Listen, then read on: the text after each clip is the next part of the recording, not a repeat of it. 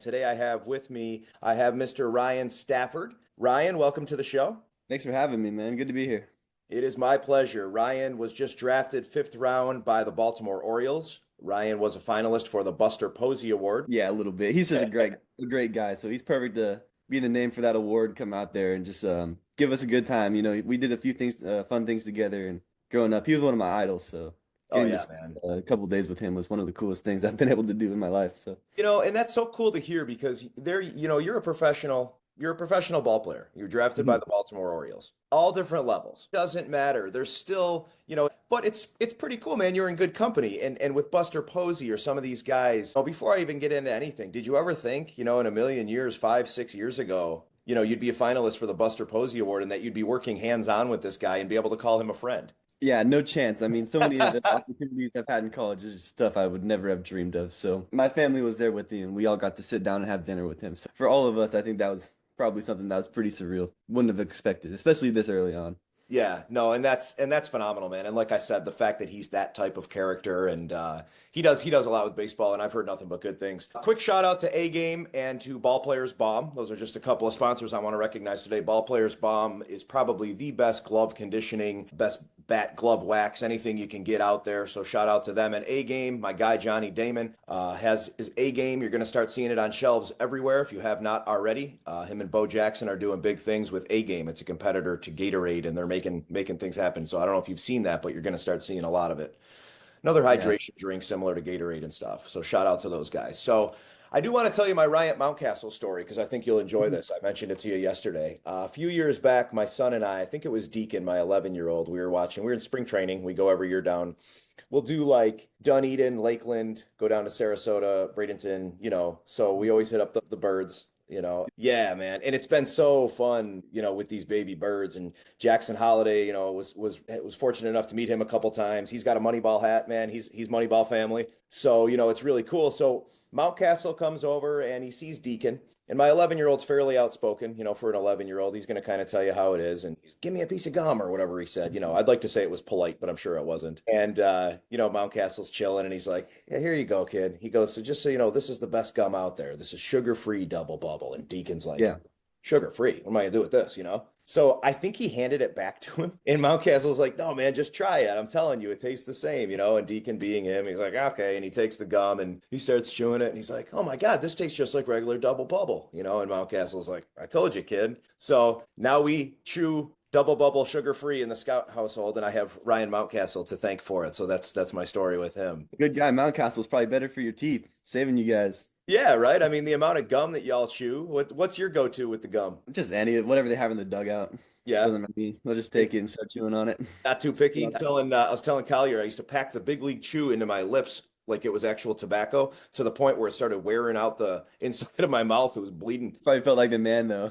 Dude, I was the coolest kid, right? And walking around with that chaw in my mouth. I didn't even know what tobacco was. Yeah, we always loved the big league chew back in Little League. That was definitely the go-to then. Right? Because it had the pouch and everything, So you thought Yeah, it was all about, yeah, it was all about being cool. What is your go-to, I guess, kind of snack, if you're when you're playing? Is it seeds? Is it gum? Is it what are you into? I'm probably seeds. I like going for just some Gatorade or something standard. I actually started getting into candy in the middle of the game or something Okay. with a little bit of sugar to keep me Yeah. going, or just coffee pregame. That's what I usually go for. I'm pretty standard, I guess, but Do you like the sour stuff? every day. Do you like the warheads and the sour stuff? Yeah, I like I think my favorite would have to be some sort of sour gummy bear or something like Yeah. that. Those are just classic. I love having them in the dugout. Plus, they bring me good luck, so that's another reason I have Really? to Let's have hear. them. Hold on, I got to hear this now. What brings you good luck? What kind? Well, first time my dad brought me some just regular gummy bears. They were off-brand, not Haribo or whatever they are. Yeah, bro. Shout out to Harry, bro. Yeah, those are I good. know. I You mean, know I what got the three funny kids. the funny thing is, man. I know exactly what you're talking about. Yeah, I'm sure everybody does. The gold package. Yeah, well, he didn't give me those ones. He got me the cheap ones. But so he brought him out to the game, and Shout I'm out, eating Dad. this last at bat, and I end up hitting a 3-run shot in the last inning to go ahead by one, and we ended up winning that game. Okay. So that became something regular for me. Was if I wanted an extra boost, just bring out a bag of candy to the game and See, start and that's munching what it I in the love hearing, game. man. That's what I love hearing. I guarantee your whole career, you're always going to have gummy bears. No, they're gonna be around for sure. They have to. It's like Marshawn Lynch with the Skittles, man. He made a lot of money with Skittles because then they were like, okay, yeah, we're going to have this guy represent us. I guess that's my next step then. Make a big bag off of some See gummy where I'm bear. going here? But you got to get the Juicy. name right. I don't think it's Harry Burrow, so we got to find out what name it is. Yeah, I want the knockoff ones, honestly. All right, yeah, we got to find out whatever Dad had that day. That's funny. Tell me, Yeah, tell me a little bit about Cal Poly, man. And I mean, your yeah. numbers were porky. They were just off the charts, man. I mean, wow. I looked at your freshman year, 320 something, all the way up, just over three consistently. Big RBI numbers, even stealing some bases. Like even last year, I saw very limited at bats and 10 bags, right? So, like, what do you think the best aspect of your game is? Wow. I like to say all of it. I like to think I'm an all-around player that doesn't have any holes specifically anywhere. At Cal Poly, it was a great place for development, and I had the opportunity to go in and play my freshman year because Coach Lee has that confidence in his players. So not something I expected from a whole lot of schools, but I knew going in I'd have a chance to start at Cal Poly my freshman year as an undersized catcher. So I'd say just having Coach Lee having that confidence in me going in is something that really was able to I was able to run with that, and that was the reason for a lot of my success throughout my time there, and just continuing to learn from him and grow at my time at Cal Poly. I mean, there was really no better place for me to become a professional player than spending 3 years under Coach Lee. So, I mean, you crushed it, man. You really did. And it sounds like, you made some friends. Obviously, oh my yeah, Jacob spoke highly of you. And did you catch for him? I did every single time, man. He was Yeah. one of my middle ground guys to catch. He throws hard. He doesn't really know where it's going as much of the time. So Tell it's me a little about sketch that. for me. But Tell me about that pitcher catcher relationship because you said every time. And when at all different levels, there's a couple of local guys here from Western New York that I just interviewed. Matty Barr is an 18-year-old who just had a workout with the Yankees, and the kid throws 97. And his catcher at NCCC is, God, I'll have to edit this part out because I forgot the kid's Dalton. And I asked them a little bit. Now they're so young, right? They're not at your level. They didn't hit that collegiate level. Obviously they weren't drafted, but they are very good players who are getting looks. And I asked them a little bit, about the relationship, and they said it's kind of just an unspoken bond, right? Can you tell me a little bit about, I guess maybe not necessarily Jacob, but just your pitchers in general and kind of that bond that you form with them? Well, Jacob will be a great example just because Good. he's a man of few words, and you run into those guys all the time. Pitchers are just going to be so different. Drew Thorpe is another one I think of. He doesn't really talk a whole lot, and I caught him for all his outings my freshman year. It's definitely an unspoken kind of bond that Right.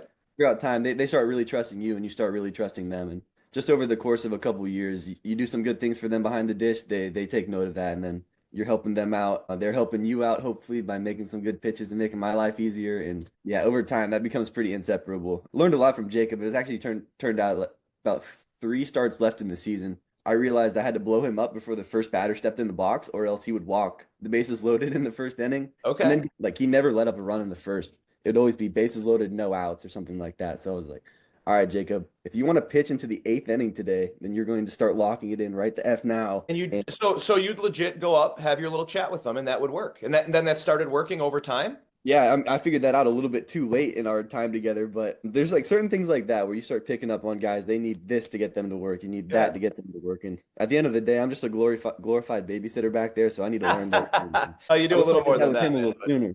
That's such a great story, though. Like, that's just so cool to hear because, the pitchers need that. And So, I think certain guys are obviously going to have a different impact on them. So, maybe his pitching coach coming out and what he tells him specifically isn't really the thing that motivates him, right? mhm, But when you come out, you might be almost a pacifier for a lack of better word to him, right? yeah. Just make him feel better. And you're that okay, man, look, I can shake off the nerves here. I know I got my dude behind the plate. I know he's going to frame a couple for me, right? I know I can get away with doing this or that because of the confidence. Exactly. You That's need to throw one out, maybe he throws one in or out, but you frame it perfect. You know what I'm saying? that's half the deal. They have that confidence in their catchers. They have so much more freedom to make pitches. Throw the ball in the dirt with two strikes. Yeah. Whether on first or third base, So yeah, with him and I, he definitely had that confidence in me, and I loved stepping my game up and catching somebody like him. That's a bit of a challenge. So I usually would say I had some of my best games back there catching him, which is pretty cool for me.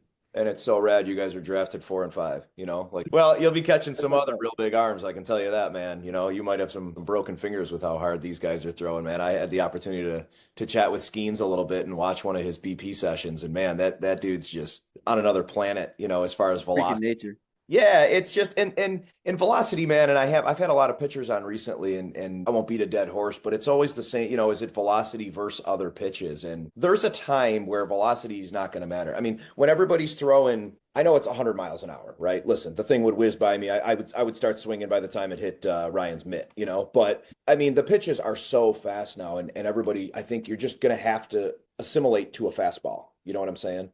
Yeah. So, in my opinion, other pitches will become more important. And I know some guys are working on some different splinters and things like this, to Yeah. try to make other pitches important. How do you feel about that? What's your take on kind of the pitch variety and how important is velo right now? Well, I guess that's always going to be important moving forward, but you think about it this way, the ball's coming out at 100 miles an hour from their hand, but it's maybe crossing the plate at 94, 93. I mean, they're with the way they were reading the ball back in the day versus now, I'm not sure. Like, I'm sure it's a lot consistently harder, but I don't know about the top best of the best guys. I don't know if they're really throwing that much harder than they used to. Good point. That's a good point. I think the biggest thing is how they're just shifting the ball a little bit in their hands. They're getting a two seam and a cutter out of it. So now we're having these tunnels where it's not only just 100, but you don't know where it's going to move either. So I'd say that's going to be one of the tougher things for me to pick up on moving up the levels. It's not necessarily the velocity. I mean, you can get used to that, and we're going to see plenty of it. But now you gotta this, that, the splinker, the ride ball. There's just so many more terms for these pitches going on, and guys can throw plenty of them. So Very well worded. I mean, I totally agree with your sentiment and very well worded, man. I think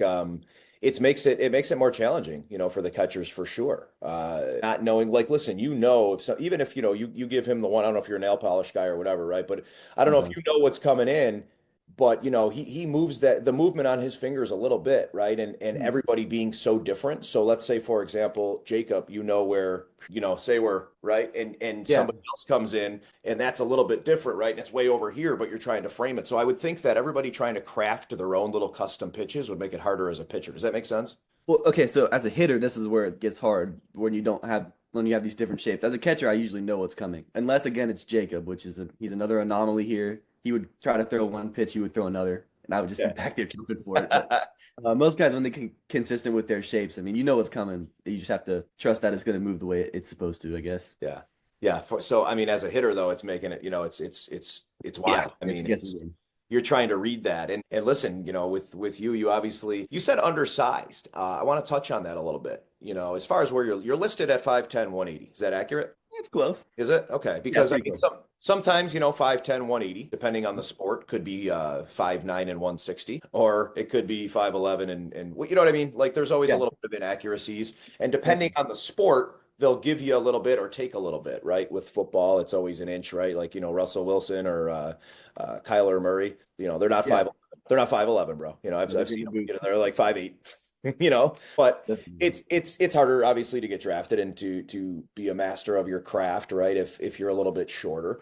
I think, in your case, if you say undersized, it hasn't seemed to hurt you in any capacity. Do you feel that you are?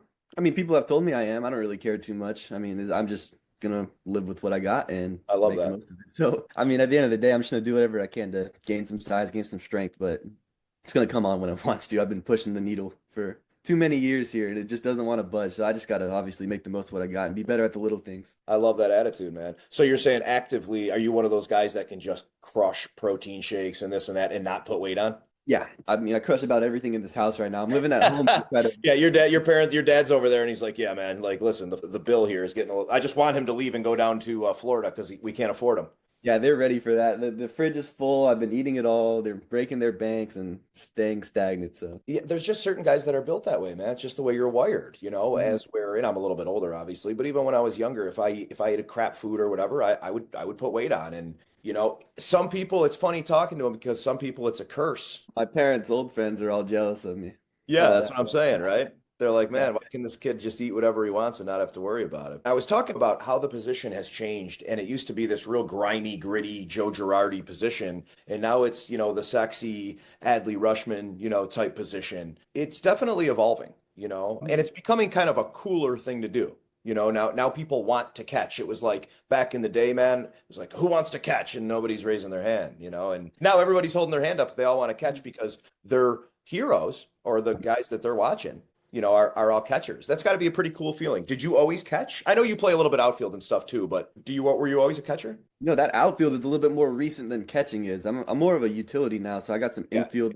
but I've always caught since I call myself a CO since high school, or I was. I didn't really play a single other position from high school through the end of college besides left field. I did play quite a bit of left. Okay. So it was Now I'm catching, back in infield. but it was catching or left. Yeah, in college it was catching or left. Before that, I was catching. In middle school, I played a little infield, but I mean, yeah, I've always been Well, behind let the me ball. let me ask you this, right? For any advice that you would give to, say, my 11-year-old who plays Yeah. travel ball, do you think he should hone in on his craft early, or should he play all these positions until later? I play all the positions. I didn't really ever take a catching lesson until I got to college. Okay. So thinking about it that way, if you're athletic and you have some passion for what you're doing back there, if you play shortstop, then you can go be a good catcher because you have good hands, you have good feet, you know how to keep the ball in front of you, kind of idea. So I would tell him, does he play other sports? He does. He plays hockey. He plays travel hockey. Love that. I like to keep him active and not to one sport. Yeah, though, because you see so many guys that are specializing in whatever position they play or just in baseball in general, and they're in the cages right now training like it's the middle of their season. And these kids are 10, 11 years old, and Yeah. I'm just not sure how long that's going to sustain for them. You'd almost rather see them playing different sports all the way through middle school or even into high school, being athletic, staying multifaceted in what you can do. I totally agree with you. And a lot of guys I speak with, a lot of coaches, a lot of pros, former, whatever, things are changing. Things are evolving pretty drastically. And the problem is the parents, to be quite honest, because the parents, if they see a little something in their child, right? Like my kid's got a pretty good arm, better than I've ever had. But I want him to be a kid. I want him to experience everything. I don't even care if it's sports, man. If he wants to go and I don't know what else you can do with an arm, but if he wants to be an artist, go ahead. Whatever he wants to do is up to him. And I think parents are really kind of like just putting too much pressure on their kids right now, man. Did you see that growing up at all, or do you kind of know what I'm saying with it? Oh, 100%. You see that with several guys, and I think it's only getting worse right now. They get to a point where they're playing competitively and they don't want to do it anymore because they've been competing for their parents the whole time, you know? You're Thank not you. you're not playing for yourself, you're not playing for your teammates, playing for the love of the game. You're playing because dad wants to relive his glory days out there or something. You are spot on, dude. I The really wrong. enjoy this conversation just because what you're saying, like, another thing, and your dad can vouch for this in the other room. Kids don't want to listen to their parents.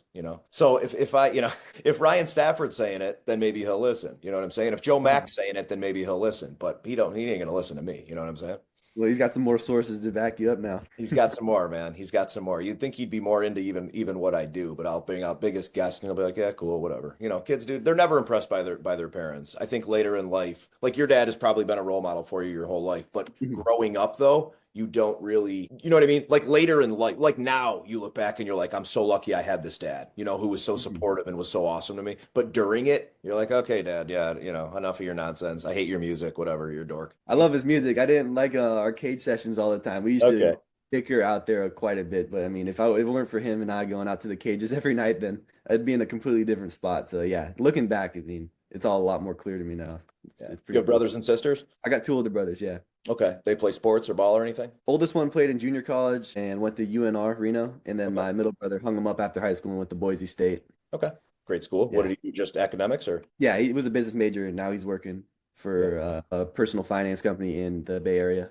Very So cool. Now, are you guys, you're born and raised California? yeah, born and raised in Folsom, just right outside of Sacramento. And of course, the only thing I know about Folsom is Folsom County, right? At the prison, Johnny Folsom Prison Cash, Blues. Yes, right? I sir. mean, that's Everyone. what anybody knows when you see Folsom. What pumps you up, man? What would I find in your ear pods right now? What do you listen to? I'm kind of all over the place. Right now, I got some classic rock on. Okay. I've been going What exactly? anywhere. What exactly are you looking at? What is it? Pink Floyd, Zeppelin? What is it right in there right now? Pink Floyd. Actually, I use Pink Floyd as my Sunday walk-up song. Do you? Uh, I like some Steely Dan. I'm getting Yeah. into a little Nirvana right now. Oh, ELO. dude, Nirvana, Nirvana was one of my jam, Pearl Jam, all those 90s. Oh, There's nothing like it anymore. It's such good music. Oh, is that what your dad listened to or what was he into? he likes that stuff. I think he goes like Ozzy Osbourne, Yeah. Aerosmith.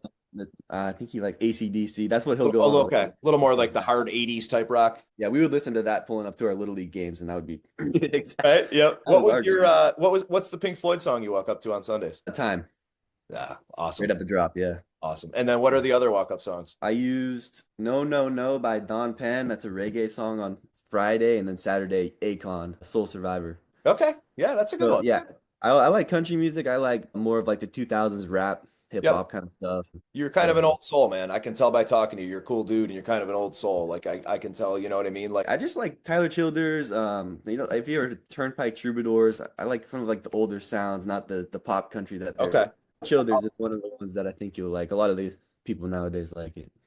What else do you do for fun now? And when are you heading down? You heading down next week? I got until the 15th, so 2 weeks from Saturday I fly out. And let's see, yesterday I duck hunted, zero ducks, because there's not much going on this year. It's a little Yeah. too warm in California. Yeah.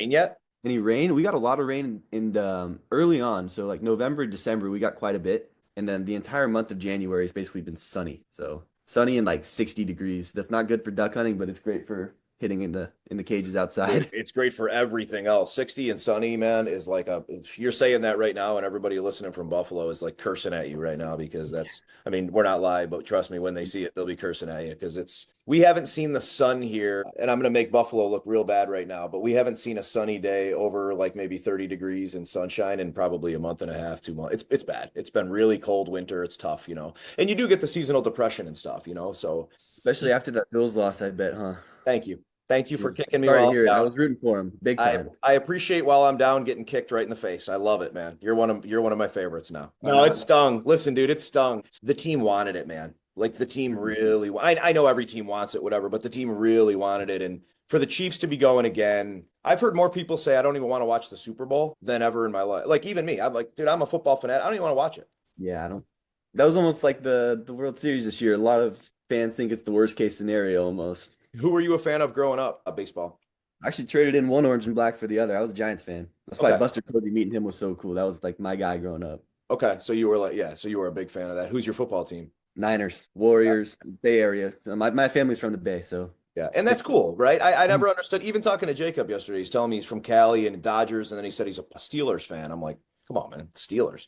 That's too close to Buffalo. So you're gonna have a good time going down there, man. And I will be down in March. I'm gonna come and look for you, when I'm down there. Yeah. Yeah, it's a cool facility. Obviously, it's now that you're being involved with the organization. What have your thoughts been? And I know we didn't dive into this because I do like to ask questions that not everybody else does, and I hope that's okay. But what have your thoughts been, obviously, with the organization so far and any feedback, that they've given you or anything like that? It's been fantastic. I couldn't be happier with where I ended up. Our coaches, what I've been the most surprised by probably is that they're all pretty young and they relate to where we are at. So it's a lot more personable than some other situations you can end up in. So I've been Yeah. happy with the way they treat us for sure. And obviously they're really fantastic with developing position players. So I'm just trusting whatever they throw at us. And it's all new stuff. It's a lot more advanced. I've been kind of doing it in college, but now I'm really buying in on the machine work and trying to fight those big shapes that a lot of the pitchers throw right now in the cages. So I'm happy with just stepping everything up a level and just learning that I can compete at a higher level and like even my practice work, stuff like that. So Oh, hell yeah, it's you really can stepping up compete, my man. entire Yeah, no, you're gonna do just fine, and I think that's what I'm most excited for. And I'm not gonna say no Nostradamus or something here. You can sense it with people, man. You can see where their headspace is at. You can see the competitors. You can see where their focus is, and obviously Adley Rushman there, right? So you're open to wherever they think you can develop, right? If they say, hey, we want you at short or whatever. Well, that's all just so much fun for me. I've been catching a long time now. I get to go do something else. Yeah, Now that I get the Pro Bowl and I'm doing new stuff, I think that's pretty dang cool. So I get to do that that, is. steal bases. It's a lot of freedom at the end of the day, which not exactly what you'd expect going from college to a professional level. Yeah. Yeah, no, very well said again, man. You're very cerebral. I can tell you're well spoken. You might have even learned a couple things at college, might not have just been baseball, right? Yeah, I learned a few things. I was a business major. I like that kind of stuff. What's the major? I didn't hear you. Business, Okay. concentrated in marketing. I didn't really get into that too far, Yeah. but I learned a thing or two, I guess. Yeah, no, for sure, man. This was a lot of fun. I appreciate you taking Thank the you. time. Hope you enjoyed yourself. Yeah. Thanks again, man. I really do appreciate it. We'll keep in touch. Impulse is revolutionizing the physical therapy experience for active individuals in Western New York. From marathon runners to warriors of the weight room, we've got you covered. Our cutting-edge technology takes sport-specific testing to the next level. Our patient-centered approach lets you drive your own recovery. You can expect individualized one-on-one sessions every time you're here. And the game changer? Impulse is home to Western New York's only public board-certified sports PT. If you're ready to get back in the game, call Impulse today and mention Moneyball for $100 off your first visit.